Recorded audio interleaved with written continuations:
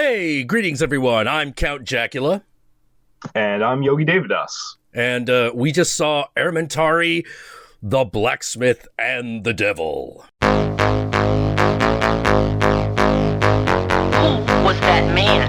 That's Lucian, old Satan himself. I knew it.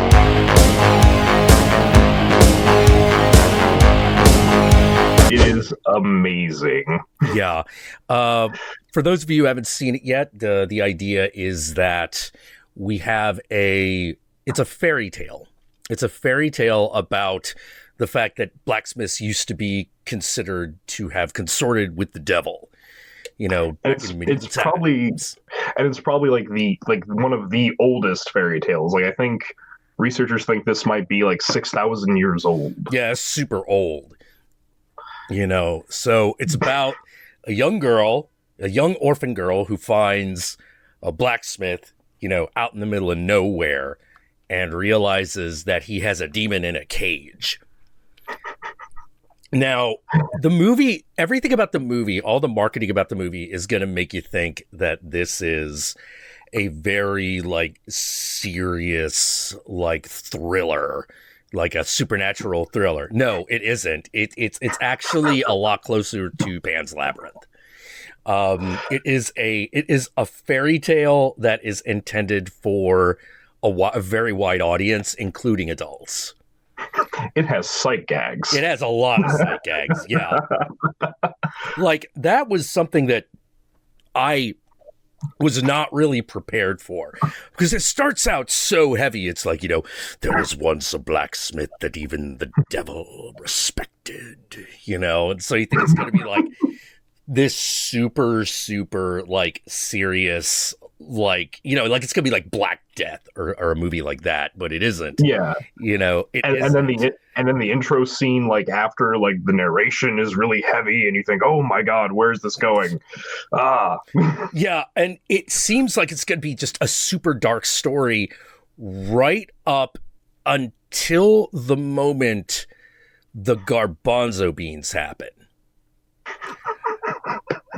I love that. I loved it so much.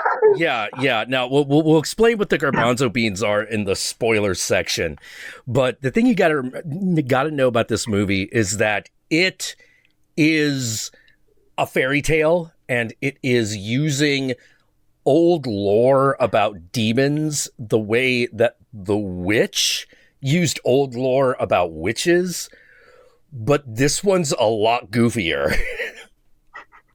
Yeah, because they decided it was going to be a lot goofier. Because, like I said, it's a fairy tale as opposed to a dark fairy tale. It's actually just like a straight up. It's like Brothers Grimm in that it is as bloody and as deadly as a Brothers Grimm story, but it still has that kind of happy ending at the end where you're like, oh, okay, I guess everything's all right then, despite the fact that all these people died, and Yeah, no, it's how to put it. It really has that Central and Eastern European humor.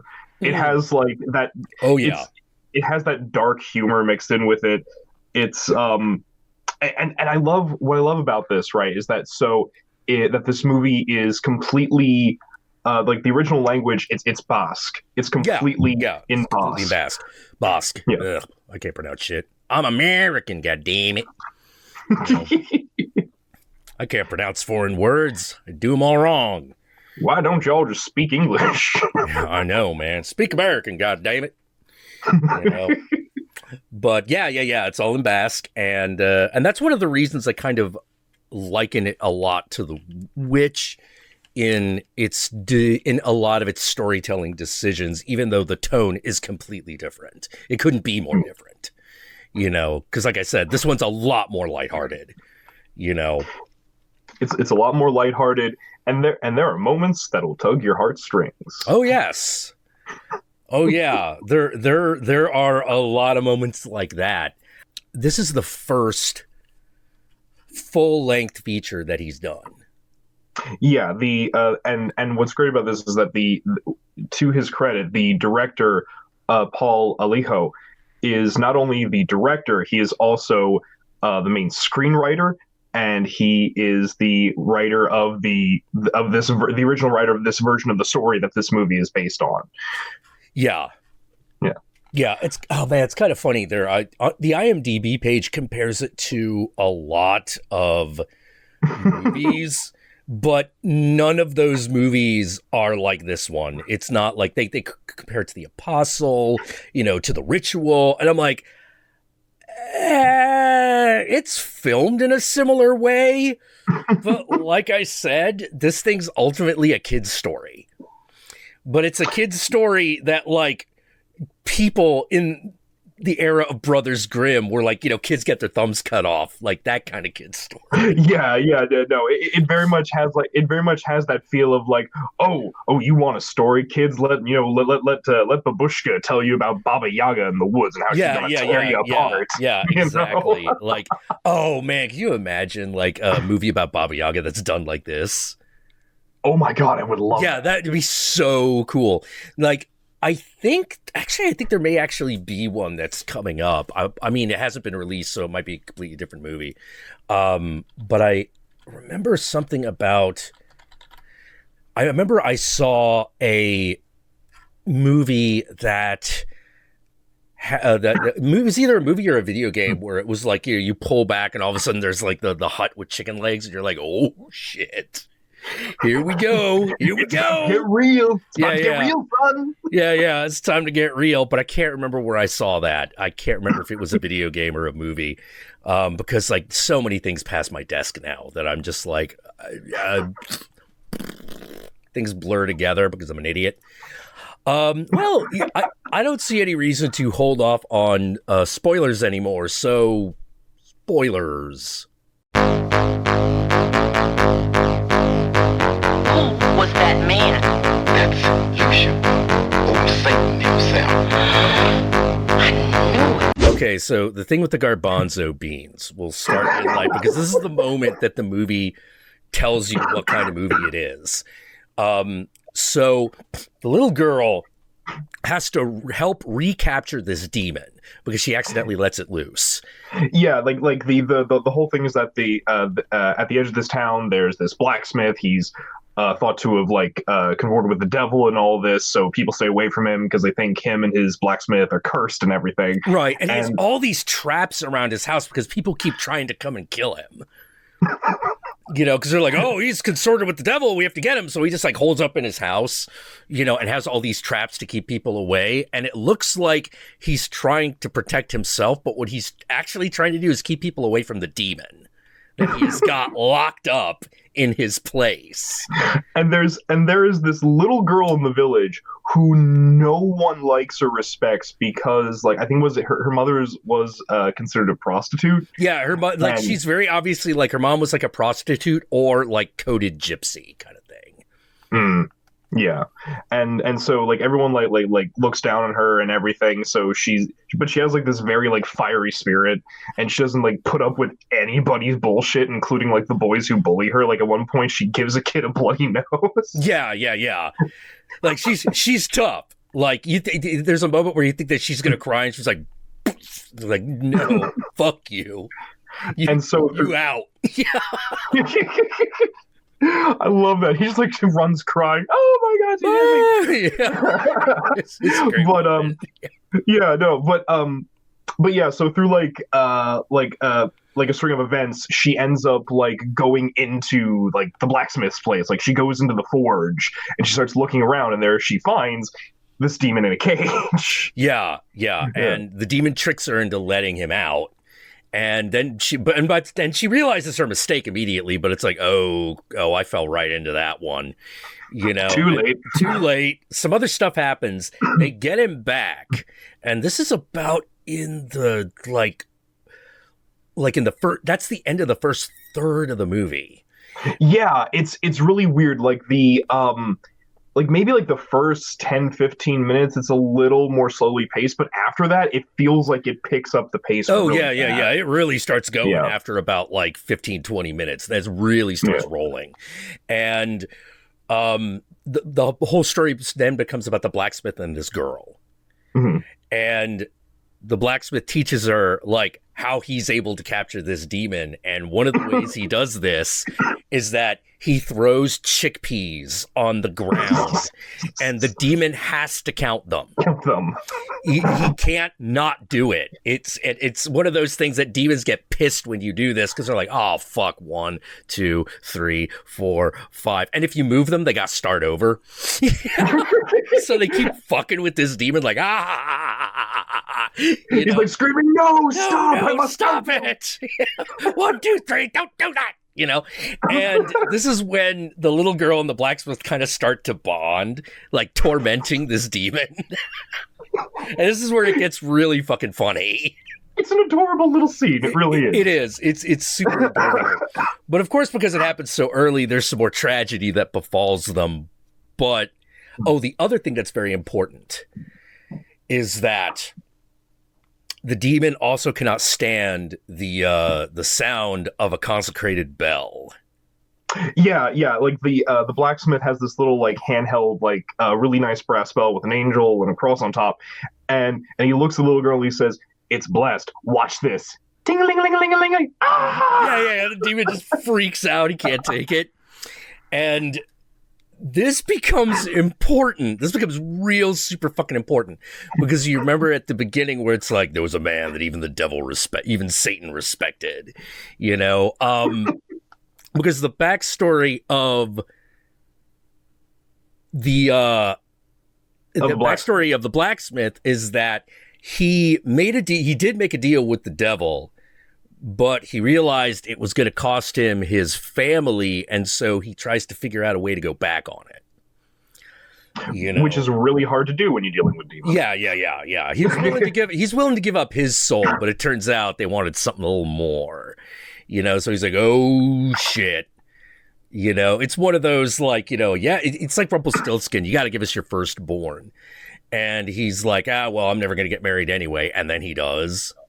And he's like, oh shit, I gotta do something. And because he went back on his deal, hell took like his kid and his wife. Yeah. Because that's how demons do, man. If you try to cheat them, they'll take even more. And however, unlike what maybe a lot of people would assume you do in that situation, which is just to break down and cry and be lost in despair, he goes, fuck you. I'm going to capture a demon. I'm going to torture the shit out of it. Because fuck you. And he's going to let me in hell so that I can go and retrieve the souls of my loved ones. But look, if you know fairy tale logic at all, you know what really happens next, which is something bad happens to the little girl, which causes him to have to go into hell and get her. And I don't want to tell anyone what the last 5 minutes of this movie is because it is fucking amazing. It is one of the most badass and like moving endings I have seen in a film. Oh, totally.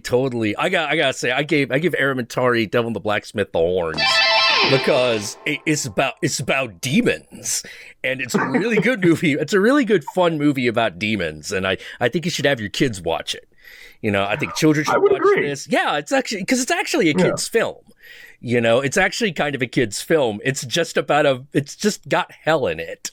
I don't know how else to explain it. It's just about medieval hell. That's the only thing that's not kid friendly, and even the hell that they show you is pretty kid friendly. Yeah. It doesn't, how to put it. It alludes to a lot without getting like so graphic that kids wouldn't be able to watch. Yeah. There are a lot of scenes where you hear people screaming and gnashing their teeth and going, no, like that kind of stuff. But you don't see people get like eviscerated or anything. But they play with you because you constantly think that at any moment they're gonna. And also, what's great about this, I just want to point this out.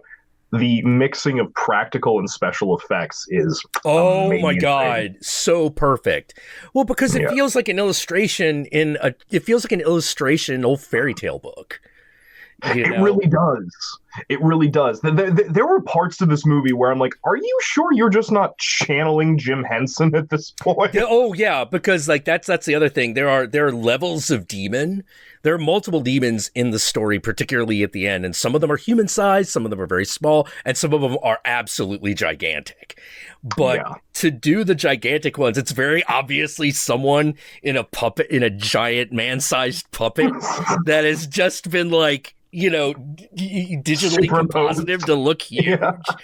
And by the time they show you that stuff, you totally buy it, you know, because these are, so you're like all in at that point. Yeah, you're all in at that point, you know. I can't get over like how much I really loved this movie. It was amazing. Yeah. If you want to see it, it's on Netflix. Like, Netflix is where you see Errementari, The Devil, and the Blacksmith. You know? Yeah. Oh man. Any other words that you've got? I guess all I gotta say is that I love this movie. It's fantastic. Like, I actually watched it like 2 more times afterward. I loved it. I absolutely loved it. Yeah, if you're at all into like medieval Eastern European legends and fairy tales and things like that, you gotta watch this movie. It makes definitely. It makes a great companion piece with Pan's Labyrinth. Yeah, no, it really does. Yeah.